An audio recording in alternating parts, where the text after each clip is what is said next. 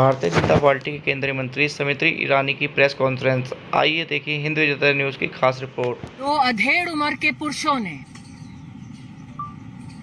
एक 18 साल की लड़की की इज्जत की धज्जियां उड़ाने का दुस्साहस किया।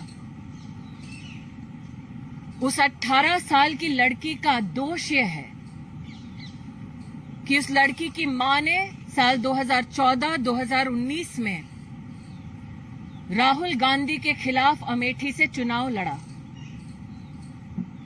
जिस 18 साल की लड़की की इज्जत पर कांग्रेस के प्रवक्ताओं ने आज हमला किया, उस लड़की का दोष यह है कि उसकी मां स्मृति ईरानी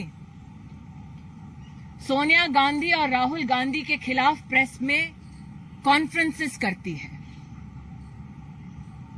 उस लड़की का जो 18 साल की है, कॉलेज के प्रथम वर्ष में पढ़ती है, उसका दोष यह है कि उसकी मां ने सोनिया गांधी राहुल गांधी के 5,000 करोड़ की लूट के ऊपर प्रेस वार्ता की। आज अपनी एक प्रेस कॉन्फ्रेंस में कांग्रेस के प्रवक्ता ने हंसते हुए जिस लड़की पर आक्रमण किया, वो राजनीति में नहीं है, एक साधारण से कॉलेज स्टूडेंट के नाम पर अपना जीवन व्यतीत कर रही है। लेकिन कांग्रेस के प्रवक्ता ने अपने हाथ में कागज दिखाते हुए यह आरोप मढ़ा कि वो लड़की एक अवैध बार चलाती है। मैं पवन खेड़ा से कहना चाहती हूं, मेरी 18 साल की बेटी कॉलेज में पढ़ती है। मेरी 18 साल की बेटी कोई बार नहीं चलाती। पवन खेड़ा ने यह कहा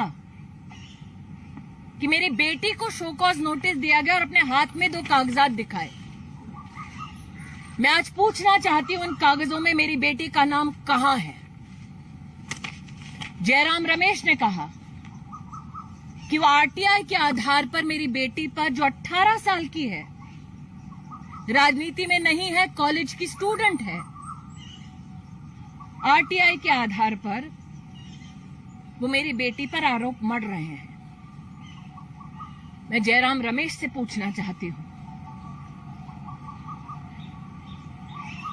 कि क्या आरटीआई की उस एप्लीकेशन में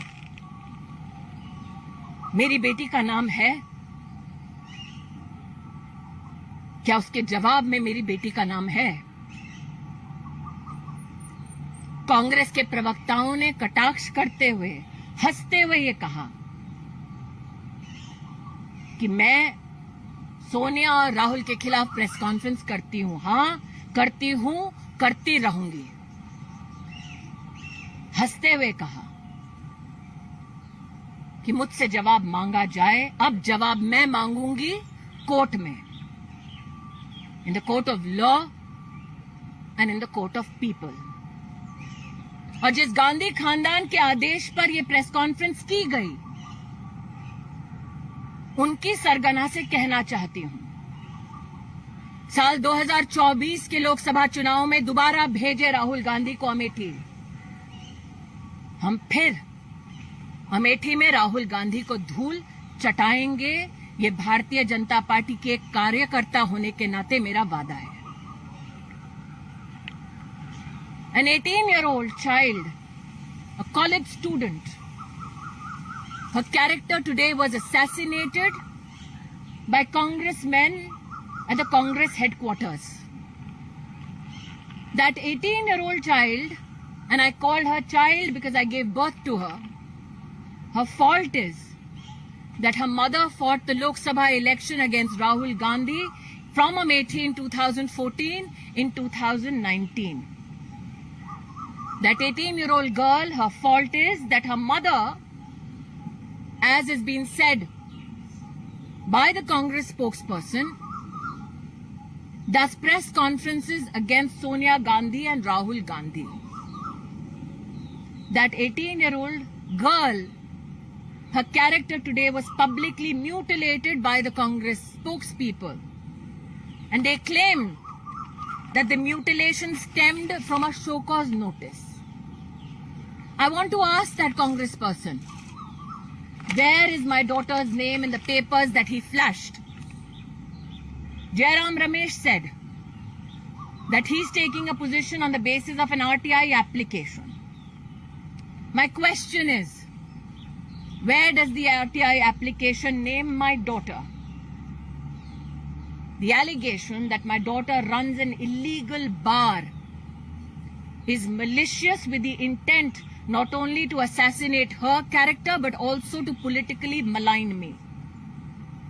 It is done at the directions, as was obviously stated by Pawan Kheda, of the Congress leadership, namely the Gandhi family, because I had the audacity to hold a press conference and question Sonia Gandhi and Rahul Gandhi for the 5,000 crore loot of the Indian treasury.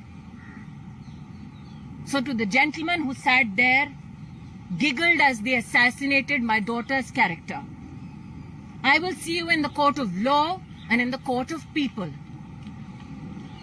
And to the Gandhi family, which directed that this press conference be held against my child, I tell you this: send Rahul Gandhi back to fight the Lok Sabha election in 2024 from Amethi and he will lose again. That is my promise as a BJP worker and as a mother to that 18-year-old child. I will see them in the court of law.